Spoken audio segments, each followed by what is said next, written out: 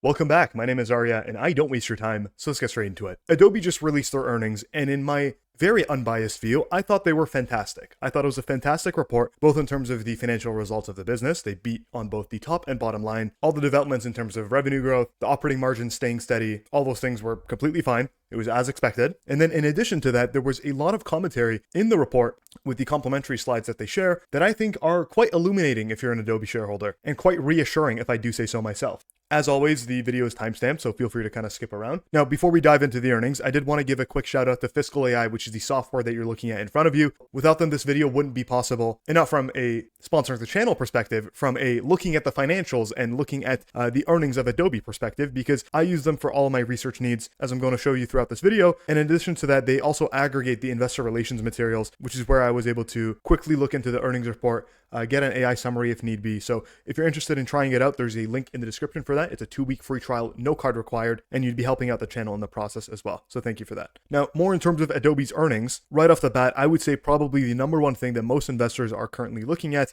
is to see if the revenue growth of this business is starting to decline, if they're facing any issues on that front, or anything in that regard, really. And the answer to that is very easily and right away, we're able to visually see this. The answer to that is no. The revenue growth of the business continues to be very strong, north of 10%. They're in that double digits range as they've continued to guide over the past handful of years. And really, there's no surprises on this. Again, they beat slightly on both the top and bottom line, so that was fine. If we zoom into a quarterly view and we look at the growth of earnings per share, because again, that's something that most investors probably look at, we saw that there was actually a tick up on that front. Earnings per share grew by 17% year over year, and this is likely to continue just purely off the back of the massive amount of buybacks that this business is doing. Another metric that we can look at is either the buyback yield, or what I like to look at is the percentage change in the total shares outstanding. And with that, you can also see that they are maintaining roughly that 5%-ish pace in terms of net buybacks. You can effectively kind of add that number to the revenue growth, and that's what you kind of land at with the earnings per share growth rate. Granted, margins are relatively stable, and in fact, that's another thing that we can look at.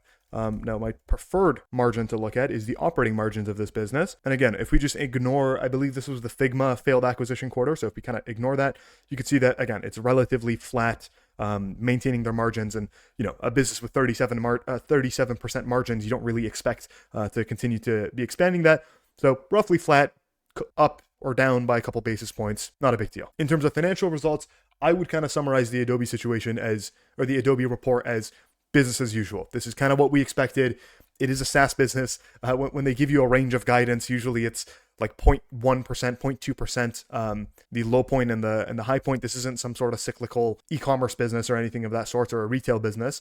So this is to be expected. Now, the part where I say Adobe had a fantastic quarter is if we go over to the investor relations page, we don't look at the actual report, but instead the slides that they provide to us. And I already went ahead, before pressing record, and kind of took a couple different notes and highlights in terms of some things that stood out to me personally.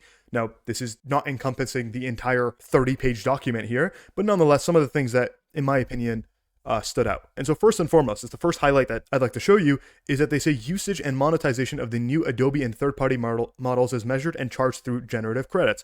Emphasis, by the way, on that generative credit. So this is something that I think a lot of people don't realize, is that they make an argument that Adobe is being disrupted by AI and LLMs and whatnot, but they fail to realize that Adobe has already partnered up with all these different models. Of course, they have their own, which is Firefly, but they've also partnered up with OpenAI and Google's Gemini and Nano Banana, and I believe there's a total of 20 different models, some of them lesser known, of course, but nonetheless, creatives have the ability to kind of use these various different models inside of the Adobe applications today. And a very interesting sort of data point that they shared with us was that the consumption of these generative credits inside of Adobe, by the way, increased 3 times quarter over quarter. That's not year over year. That is quarter over quarter. So as you can see, the sort of narrative, I guess, that Adobe is just sitting idle and letting AI disrupt it is completely false, because we're seeing that inside of the Adobe applications, not only have they released AI native features inside of Photoshop, Acrobat, Premiere Pro, Express, etc., inside of all the different 60 apps that they have, but we're actually seeing massive adoption of those features through the fact that users are literally paying with generative credits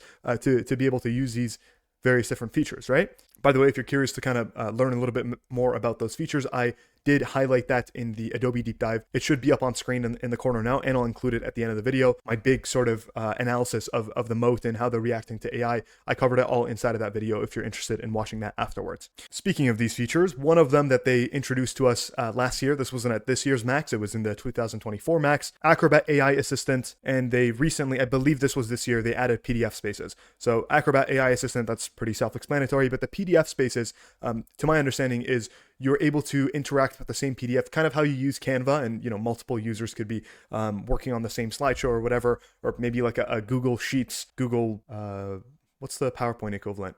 Google Slides or whatever, right? Like where you can be editing while another team member is also editing the same slide deck as you.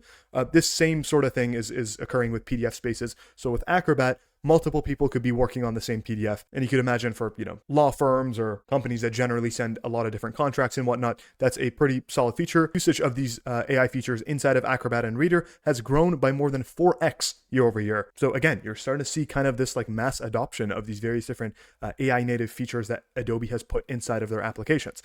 This kind of aligns with the thesis of Adobe ultimately holds the distribution to all these different creative professionals around the world. They're already used to using the Adobe softwares. And so all they really have to do is provide a good enough AI feature to ensure that those people don't churn and don't go look to alternatives, whether that would be alternative softwares coming up or outright, video generation and content creation inside of a ChatGPT. Not to mention there's a question mark around like, if you're a law firm, do you really trust putting all that information inside of ChatGPT? Or they could potentially train on it and so on and so forth, right? So I'm sure there's some compliance issues on that front as well. Moving on, another note I have here is that there's continued growth of Acrobat Web, which saw monthly active users increase by 30% year over year. So this kind of ties in with the last point of the PDF Spaces feature that they added. You're seeing a lot more adoption with Acrobat Web, where people are specifically choosing to use Acrobat in that format to be able to get that collaborative sort of workflow. Additionally, they said there's strong adoption of Express. Express is their competitor to Canva. Within education specifically, that grew 70% year over year. They added 45 new partners, 25,000 businesses purchased Express or Studio, and a couple other interesting items on that front. Another note I have here is that they drove 2x quarter over quarter growth in first-time subscriptions to Firefly. So Firefly is their AI model, of course, and it is provided as like a standalone subscription if you're not happy with, the very limited sort of credits that come with your basic plans. So you can purchase more Firefly credits on a subscription basis where, you get like an extra 1,000 credits or whatever the case is. And we saw a 2x growth of that subscription by itself, quarter over quarter. Another very interesting thing that I highlighted in the 40-minute deep dive I did on Adobe was that they've kind of created this alliance with Google and by extension to YouTube. They talk about that as well. They say Premiere Mobile, which Premiere is like their video editing software. In this quarter, they integrated that with YouTube to a certain extent where it's easier to kind of post. This is supposed to be sort of like a CapCut competitor, but again, tailored to YouTube and YouTube Shorts creators in specific. And then I'm not going to read this entire thing, but feel free to pause and kind of read this section. This is a very basic summary, and you might not recognize these features by name, and I do recommend you check out the other video because I showcase all these different features. But very quickly, they make mention of Generative Fill, which is a top 5 feature in Photoshop already, upscaling, prompt editing, reflection removal for Lightroom.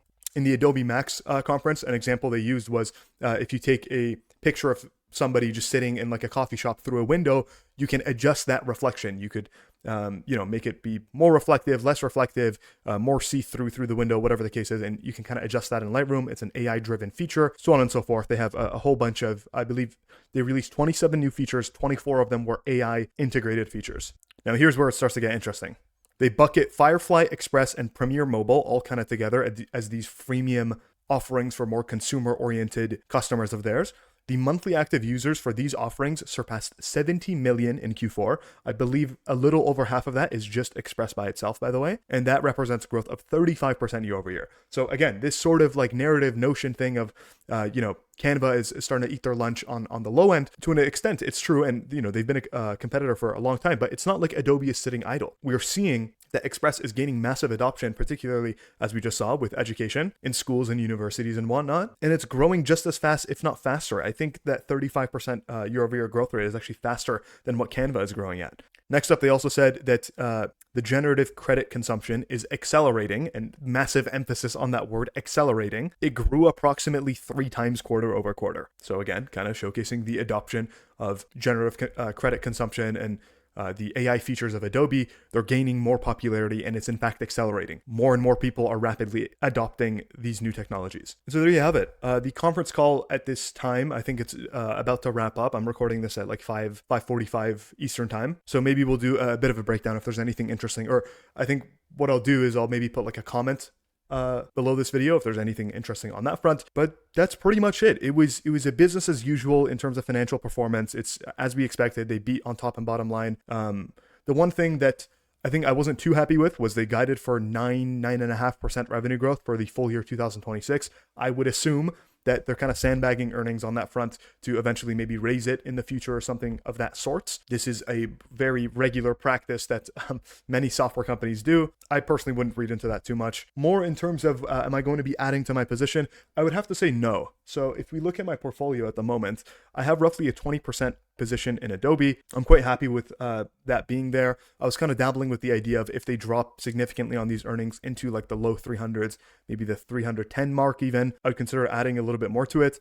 Instead, what I ended up doing earlier today, before the earnings even came out, I added pretty significantly to my Uber position. And so that now represents roughly 18.5% of my portfolio. I averaged up on that, and I'm quite happy with that business. I have a very small cash position that I'm kind of, I could maybe allocate towards Adobe, but I think what I'll end up doing with that is either buy more Uber with it, or I am also eyeing a little bit more Zeta, which is this new speculative sort of bet that I've introduced to the portfolio, which I'll have a video out very soon, I promise. I'm just still in the process of kind of researching the moat of the business and really try to get like polished and really trying to get a polished video down for you guys. And so to conclude, does this change anything?